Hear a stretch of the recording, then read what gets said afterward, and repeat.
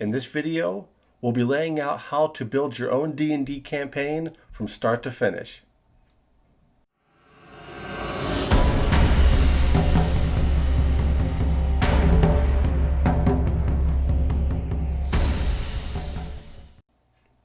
Hello and welcome to this edition of Attacks of Opportunity. I am your host, John Sprunk, and thank you for watching. Today we're going to tackle the problem of how to build your own custom D&D campaign from start to finish, the entire thing. This is something a lot of DMs struggle with, how to create their own adventures, and then how to string those adventures together into a coherent campaign. D&D campaigns are an art form. They are equal parts storytelling and game mechanics. Now, the game mechanics are things like the rules. They detail what the player characters can do, and the dice rolls, and the stats, and that kind of thing.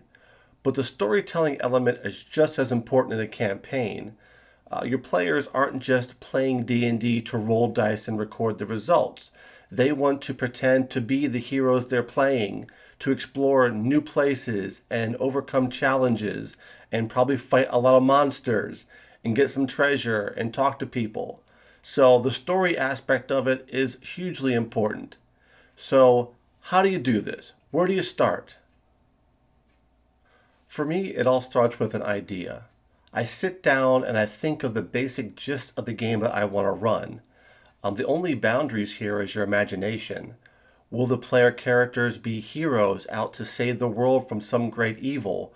Or a team of rogues who undertake high-stakes heists?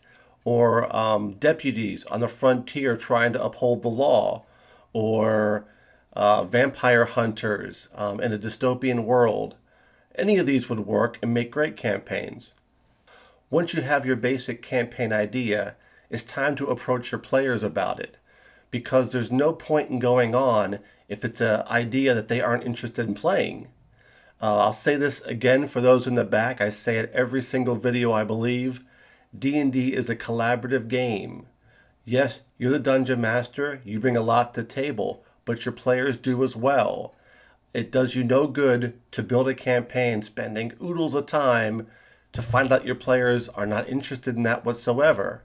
So this is the next step, getting them on board. So hopefully your players are excited about your idea. Okay, that's the first step. What's next? Well, you need to sit back and brainstorm this idea some more, because a lot of ideas that sound great at first blush don't have the legs to become a full-blown campaign. So you need to think about this, where this campaign idea will go from there. This is also a good time to think about the setting. Where will this campaign take place? Are you going to use a published setting like the Forgotten Realms or Greyhawk?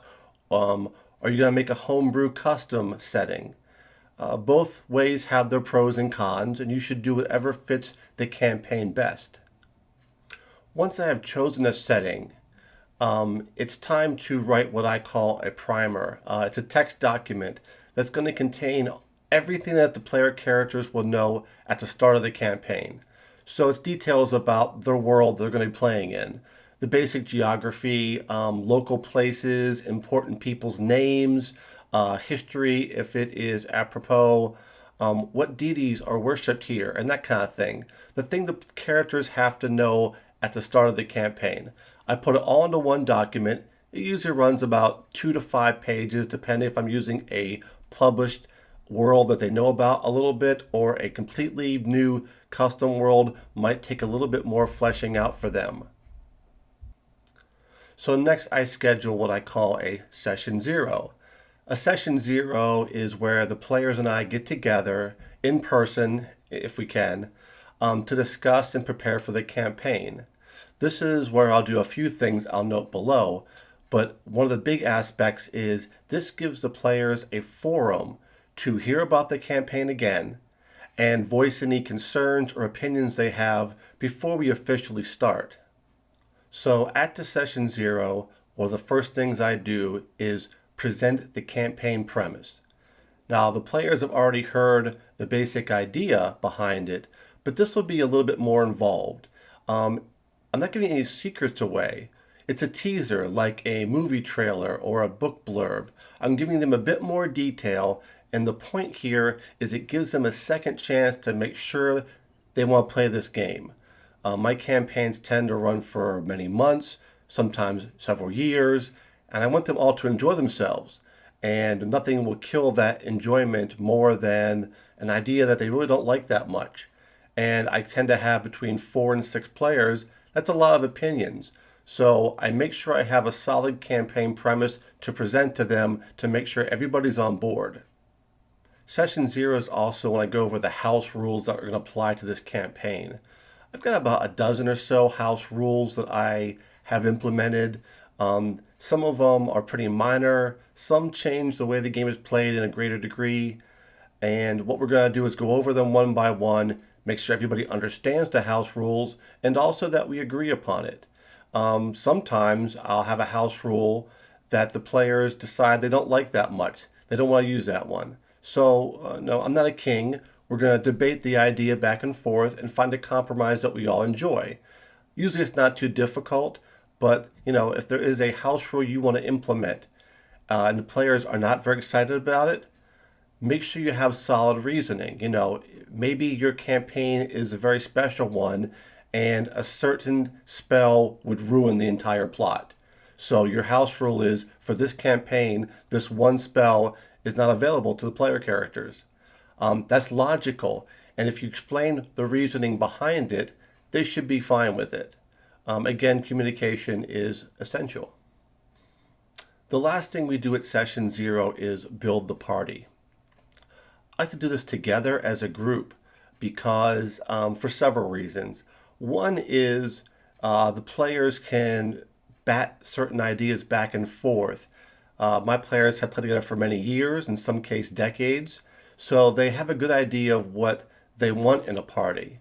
They're going to want someone that can soak up a lot of damage. They're going to want some solid range damage dealers. They're going to want somebody who can be a healer, and so forth. So if they all build the characters together, they can each sort of know what kind of role they're going to play within the party to achieve the balance that they want. And also, I'm here to offer guidance. I know about the campaign more than they do.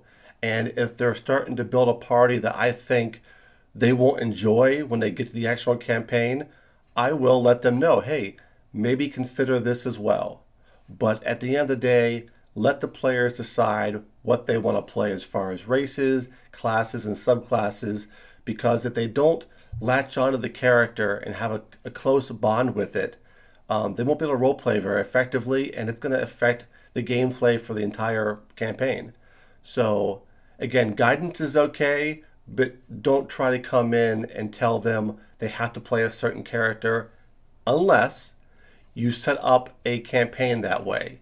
Once in a great while, I will have an idea where I want specific characters for a specific story to be told, and I will create them ahead of time and hand them out, just like if you're doing a play or a movie, and the director hands out the roles to different people.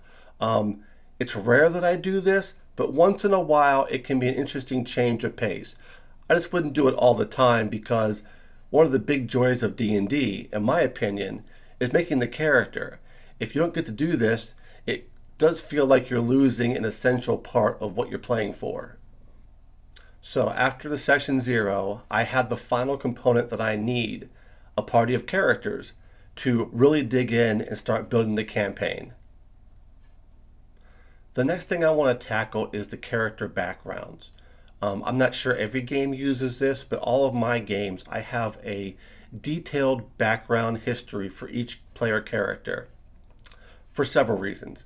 One, this backstory, which is these are the events that happened before the character became an adventurer. What is their past? I find that, for one thing, it can really help tie the character to the campaign world. If you knew that you're the son of a blacksmith and that you took up the trade as a young child, and that's why you're big and strong, and that's why you became a fighter, that makes some logical sense, right? Also, it ties the characters to each other. Oftentimes, I will have character backgrounds that are entwined. Maybe player A's character is related to character B. They're brothers or cousins or whatever you want to do. And they already have a built-in connection, which will help with role-playing. I discussed this in another video where it's really important that the characters are bound together by more than just happenstance. Because the closer their relationship ties, the more they're going to role play as a group. And that will help them be more satisfied and make your job a lot easier too. And also, I can use these backstories as material for subplots in my campaign. For instance, if I know that one character's father was abusive to them as a child and then left, maybe that father might come back during the campaign. And how does that character respond? Now they're an adult, now they're an adventurer with weapons and armor. Maybe they want to teach Dad a lesson. Maybe they forgive him. Maybe they can reconcile. But these are all beautiful role-playing things you can pull in. So I highly suggest having these backgrounds for each character. The more detailed, the better. And then use them. If your players went through all the effort to write up a nice detailed backstory for their character, and you never reference it over months and years of campaign play, they're going to feel let down. Not just because they put work into it, but that's one reason. Also because they're going to sense on some level that you never really made their characters part of the campaign if they feel more generic. So pull those details in, build some interesting subplots. Doesn't have to, dominate the entire landscape. But from time to time, every session or two, try to have something that comes up from somebody's background to plague them or give an obstacle or just an interesting aside. All character backgrounds should also answer one crucial question. Why did this character become an adventurer? After all, it's a pretty dangerous profession, and the rewards might be great, but the risk is even greater. So, what about their background led them to this path? Nothing is worse than a player character who has no motivation whatsoever to work with the party. This includes your classic lone wolf types who just want to be left alone. As DM, you have every right to demand that every character have a solid reason for being an adventurer and also for working and traveling with the group. Otherwise, they will tend to fray, and that will build some resentment between the characters, which could ultimately destroy the party. And finally, all backgrounds should end with an event that gets that character to the campaign starting point. Maybe you're going to start the campaign in your traditional classic, we all meet at the tavern. No problem. Why did you go to the tavern that night? Are you a resident of this town? This is your local dive you go to every Friday night? Great. That's your reason for being there. But maybe your character's from a different city. How did they get to this town, to this tavern specifically? Why are they here? That will help the initial session go a little smoother if everybody knows why they are there in the first place. Once we do the backgrounds, I can start construction on the campaign. I usually start with maps. I love drawing maps. I've been doing it for a long, long time. I used to draw them all by hand, but now I usually use software programs like Dungeon Painter Studio, Campaign Cartographer, but there's many out there. If you don't have one, look around for one. Find one that fits your budget and fits the level of detail you want for your worlds. You can start small, mapping out the village or the town where the player characters are starting, or you can do the opposite and go big and start drawing the entire world. I typically start from the top down with a continent map. I do this because I want to see the big picture. I draw the continent. I know where the places the campaign might take me, so I can fill in mountains and forests and rivers and seas and all those things where the cities are laid out. If there are different kingdoms, where do they lay? And I do that so that when the time comes to insert an adventure in the campaign, I know where it might go geographically and that makes logical sense to my players then. But either way is fine. Some DMs start small and then expand the map as the players move farther and farther away from their home base. That works fine too. Whatever works for your campaign, your style. So here you see a map for a campaign I'm going to run soon. There is the continent, and there's cities, there's mountains. This is actually a very harsh desert type of world. So there's no rivers, no seas, no forest to speak of, and so it's very bleak. Next, I'm actually planning for my party to start in a large city, which is unusual for me. Actually, it's the imperial capital. City maps can be really time consuming if you want to draw out every single building. So what I do here is I only map out the basic outline of the city where the outer walls are, and then I drew in the neighborhoods and the points of interest like the palace and so forth.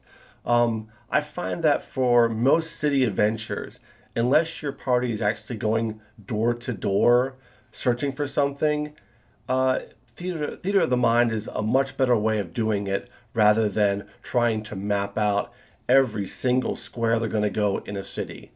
If they want to go shopping, you can just do that and tell them what neighborhoods have the stores they're looking for and do most of it through dialogue and narration. However, if you have a city where the entire campaign will take place in, that's a little different. That kind of a campaign, you might need to have street by street, building by building maps. Nothing wrong with that. If you have the skills, the time to create your own, awesome. There also are a lot of great resources out there. The city of Waterdeep has a very detailed map. Greyhawk. There's plenty of other large cities that might work for your purpose that you can just borrow from. With those maps completed, now I can start writing. Now, as some of you know, I am a professional fantasy author. It's not a big deal for me to write a few 100,000 words to write up a campaign, but beginners can find that very daunting. So start slow, take it easy, start small, and work your way up. If you take it in small bites, it's much more manageable than trying to tackle an entire complex campaign at one go. Begin with the introduction. Start it off with a bang. Maybe you start off in a local tavern. The characters meet there for the first time. Wonderful. Many great campaigns are started in a tavern. So what do you start with? What's the first scenario? Maybe a dragon attacks the tavern. Okay, that might be a bit much, but would get their attention, wouldn't it? You know what the campaign story arc was going to look like to some degree.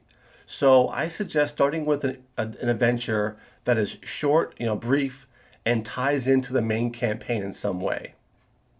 For example, if you're going to run a campaign in Ravenloft, maybe the initial adventure is how do the characters get there? That's an extraplanar world controlled by an arch-vampire. So maybe the characters actually start in a different world, like the Forgotten Realms or Eberron. And the initial adventure is how they get to Ravenloft. Maybe they encounter a band of gypsies on the road that are in trouble, and the player characters can come to their aid. And in doing so, they learn about Ravenloft and the dangers there, which is a perfect sounding place for a party of adventurers, right? An evil land ruled by a mysterious count, lots of undead and ghosts and goblins around. Perfect. Your players are going to eat that up, right? So the tribe's matriarch conjures up the mist and carries the party away to Ravenloft. Big start to the adventure. Great. Now that you have an idea for the initial adventure, map it out. In this scenario with finding a band of gypsies, I will draw maybe a road with some surrounding terrain. I'll place the NPCs on it and anything else I need like obstacles. And then I'll start writing the text out. Now I've been running pre-published modules for so long that my text documents for D&D campaigns just follow the same format that they do. So I'll usually start with an introduction to be read aloud to the players when we start play, such as something like, "You travel along the King's Road, and a bank of dark clouds rolls in over the sky. Distant thunder echoes as a cold wind whips around you and ruffles your cloak. Up ahead on the road, you see something. People in bright colored clothing driving three tall wagons. They lash their horses for more speed as something big and scaly chases close behind them. A small boy falls from one of the wagons directly in the monster's path. A woman screams in horror, and the last wagon slows down. A man and woman jump out and race toward the boy. The man draws a dagger to defend his family, but you can see that he doesn't stand a chance." That sets the stage for our PCs and gives them their first real decision. Do you go help these people who are in trouble, or just pass by? Of course, our PCs are heroes. They can't just stand by. They're going to get involved, right? So next you're going to write out this encounter. You're going to need stat blocks for the monster and also for any NPCs that might get involved in the fight, like the father with his dagger. Maybe mom is a cleric. She might have some spells she can cast to help the PCs out too. Make them up. Also take notes about anything that might affect the combat, like the terrain, the weather, obstacles, traps, surprises, that kind of stuff. Write them all down in your text document, because what's going to happen is when you're playing the encounter in real time with your players, you might get excited. You might forget some details that you thought of. So it's important to have detailed notes for every encounter so you can refer to them very easily. Next, assuming that the party wins the fight, write out how the encounter ends. The NPCs, are they grateful? Are they suspicious? Write some dialogue out for them that conveys all that. Or if you prefer, you can wing dialogue. I know some DMs don't like to be hampered with a script. They want to do it all off the cuff, which is just fine if that's your style. But at least have some notes about the NPCs, like their names and their basic personalities, their relationships, and so forth. That would give you something to build off of so you're not hemming and hawing in the moment with your players. Also, have some notes on any treasure. In this case, a big scaly monster might not have any coins on him, but maybe it does have some treasure, some kind of valuable on it. Maybe it has a golden collar or some magic item attached. Whatever it is, have some notes about that as well. And once the encounter is over, you find that you have come to your first fork in the road. Not quite literally. The players have an important decision to make. They can learn about Ravenloft and the problems there and decide to take the matriarch up on her offer to go there and help. Or they can not, just keep traveling down the road by themselves. Now, since you've already given them the campaign premise that they're going to be fighting undead in this world of Ravenloft, they're probably going to take the bait. But if not, have an idea how to get them there an alternative way. Maybe when they make camp, the mist of Ravenloft come down and carry them away. It's a bit heavy-handed, yes, but the players know what's happening, so I'll give you a pass. From this point on, it's more of the same. Step by step, you'll be adding new adventures to the campaign for your adventurers, your party, to encounter and overcome, hopefully. For example, maybe when they go to Ravenloft, the first thing they encounter is a small village under siege by a big horde of lesser undead. After they break the siege and help the village out, they can meet the local leaders, maybe an old priest who tells them that the undead come from a necromancer who lives in a nearby forest. So the PCs can choose then, if they want to go to the forest and take care of this problem. And if they do, they can come back. Now they're heroes, these people again. And maybe at that point, a villager from the next village over, a messenger comes, saying that their home is in danger also. Gives a chance to the PCs to go to a different place and fight different things and have new obstacles and meet new people. Whatever your imagination comes up with here that is logical and fun for your world. There's no right or wrong answer. This is where you can also insert some subplots. Maybe you're going to have a side adventure. Maybe the Necromancer's Tower, the PCs get there and find out that it's not quite as cut and dry as I thought it was. Yes, there's a Necromancer. Yes, he's making these undead, but he's doing it because he is enslaved by a more powerful master. He has no choice. The players could just kill this Necromancer. It does end the immediate problem, but then they'd lose a source of information to find the next layer of the onion. So these kind of wrinkles can help. Or side quests. While the players are in a village, yes, they're fighting to clear out the undead around here, but maybe one of the villagers comes up to them with a more personal problem. Their son or daughter has run off to get married, and they're worried because they've been gone way too long. And would the PCs please go try to track them down, find out what happened? And it leads to some remote location where people go to elope in this world. I don't know why you would with vampires around, but sure, maybe they do. The PCs get there, they find some clues, they track down the couple somewhere. Are they still alive? Are they not? These kind of side adventures make a world seem full and big, as if there's more going on than just the main plot. And that's important, especially for longer campaigns. You don't want every session to be just, what's this week's adventure to get towards the big bad. There should be some more things they can do to affect the world. Some be in small ways, but that's okay.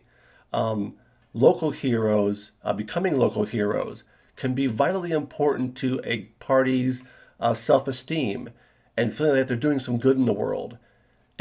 Every session won't be defeating the evil demon in charge, is what I'm saying. As you're creating the campaign structure, always keep the ending in mind. In this example, I know that the arch vampire Strahd is the ultimate enemy, right? So sprinkle in some clues. Maybe at first it's just his name whispered, hushed among the villagers. They only know his name and a few legends, and that's it. Later on, as the players become more influential and more powerful, maybe they have access to more information. They start gathering more concrete clues, and that allows them to start tracking down this vampire to eventually find his lair. This way you build your campaign step by step in a way that seems organic. Players love mysteries. Not too complex unless you really have some super sleuths, but clues sprinkled here and there. Encourage them to write this information down. Information found in session number 3 could easily be forgotten by session number 15, which could be 6 to 9 months later. So if they take detailed notes about what they find, they can always go back and say, aha, I've heard about this person before. We know this much about them. The new clue falls into place. Now here is the big question. When do you start playing this campaign? Do you wait until you've written the entire thing out with all the maps, all the stat blocks, all the NPCs, all the dialogue, all the descriptions, all the dungeons they could go through? Probably not. For a larger campaign, that could take months, if not years, to write all that material. In the meantime, your players are going to get antsy. So I suggest starting the campaign once you have the first couple adventures written and completed. That should give you at least a few sessions under your belt. You guys can play those, and while they're playing it, you're churning out new material. The second reason, not just because your players are getting antsy, but the players are going to come up with new wrinkles that you didn't think of. No matter how good of a DM you are, how good of a storyteller you might be, your players are going to stumble onto things that you didn't think of. And when that happens, you need to have the flexibility to grab onto these better ideas and incorporate them into the campaign. If you've already written every step of a 10-year campaign beforehand, you're not going to want to take this new wrinkle and run with it. You're going to resist the idea. And that's a bad idea because the things that the players do amongst themselves, the subplots they'd help develop, the relationships with NPCs that they flesh out with you, those are vital to a vibrant campaign. You don't want to stifle them. And also, What if your players want to go someplace that you haven't mapped out?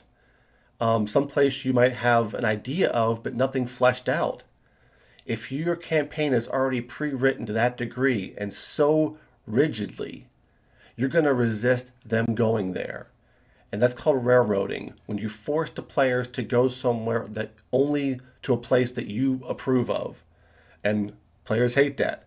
And so would you. You're taking all the agency out of their hands. You're pretty much making them into puppets that you just play with then. Resist that. When they want to go somewhere you haven't planned, for one, if it's towards the end of a session, that's a good place to stop early and say, you know what? Let's stop now and give me a week or whatever to flesh out this new area you want to go to. But if it's not convenient to do that, you kind of have to pull something out of your ass. Flexibility, adaptability, these are huge DM traits, and you can do it. Just go with the flow. It might not be as detailed. The maps might not be as well drawn out as the ones you had planned ahead of time, but you can do it. Make something interesting and allow the PCs to give you ideas. They will. They'll talk amongst themselves during the session and give you good ideas about what they might find. They find a path through a forest you don't have mapped out, and they're talking about, I hope there's no giants in here. Well, okay, maybe there's giants here. Or think of something better. Maybe you find they come across the corpse of a giant that's just been mauled and ravaged, and they go, oh gosh, there's something in this forest that can just entirely dominate a giant with ease. That gives some suspense, right? They're giving you ideas as they talk. Latch onto them, make them your own, incorporate them, and give them still the best experience possible. Finally, after many adventures, which could span months or years or decades, I don't know, your party finally comes to the climax of the campaign. This is what you've been building towards all this time. It should be the most dramatic encounter of the entire campaign. It should be something that you and your players remember forever. So fully engage your imagination. Be big, be bold, do things you haven't done before. I've made the mistake in the past of thinking that just dropping in a really powerful monster at the end with a big stat block and lots of cool abilities was enough to pull off the climax of a campaign. It is not. Numbers are not dramatic. Yeah, the fight can be tough, but that's not drama in and of itself. Your players crave dramatic tension and eventual release. And the climax, not to be too punny about it, is when they're going to get that release. So if you did your job right, throughout the campaign you've been sprinkling clues and hints about this last encounter. So by the time the players get here, they are ready for a showdown. So you're going to give them a straight up fight, right? Just they walk in the lair, they fight the boss right away, correct? Of course not. There's no drama in that. That's way too simple. Maybe they get to the lair and they confront the big villain at the end, and then right as they're getting ready to attack, the villain, poof, disappears deeper into their lair, down to a lower dungeon level, and meanwhile, tons of minions come pouring in that first room to attack the player characters. Now they gotta slog through this fight just to get the satisfaction that they want. Or, even better idea, maybe the villain has kidnapped several NPCs that are important to your player characters, people that they've developed relationships with over the campaign time. They're all there being held hostage in some elaborate death trap. The classic, do you want to save your friends or fight me? Make the characters choose. They will love it and hate it at the same time. There's a reason that superhero movies use these sort of tropes over and over, because they're emotional and they're dramatic. And this is not the time to be subtle. This is when you put everything in. You're all in. Use all of your best ideas. But wait. John, you say, I'm not a professional storyteller. I'm no J.R.R. Tolkien. Neither am I, to be honest with you. But we have all the tools we need right in front of us. Go back and watch the endings of your favorite movies and just write down some what they're doing. Why are these moments so dramatic? Why do you remember them years and decades later? There's steps or beats that they're using. There's little tricks in that drama that you can borrow for your own campaign. So eventually, the PCs confront and hopefully defeat the villain at the end of the story. Wow. Okay, now what? First, take a deep breath and take a bow. A long running campaign with many adventures where the characters go from first whatever level with subplots and tons of NPCs and meaningful interactions to get all the way to the climax and pull it off. That is no small feat. Not everybody can do it. I would dare to say it's almost as difficult as, heading a movie production. Great, you did it. But now what comes next? Well, it depends. Talk to your group. They might want to keep these characters and keep on going to find bigger and badder adventures. There are other worlds to explore, other planes of existence, maybe. Or they might want to retire these heroes to a well deserved rest and start with new ones. This is where I really think a back and forth, if we had a session 0 at the start of the campaign, this would be a session omega at the end where you sort of wrap it up together and put a bow on it and decide as a group, what do you want to do next? And then it's back to drawing board for you. A DM's job is never truly done. You might have gone through all this only to find out that your campaign has really just begun. Maybe that big bad was just one more lieutenant on a rung that goes to the abyss or the nine hells. And now these characters who have spent this time in Ravenloft have to go confront the vampire's boss. Obviously, there's no end to it. It's infinite in where it can go. And discussing it as a group will help you guys get there together. But so that's about it for today. That's it. You now know how to make a campaign from beginning to end. And I'd love to hear about your adventures. If you have a story you want to type in below in the comments, I'd love to hear it. Please, please, please subscribe. Hit that button down below and share this video with your friends. Your support means everything to us here. But thank you so much for watching. We'll see you next time here on Attacks of Opportunity.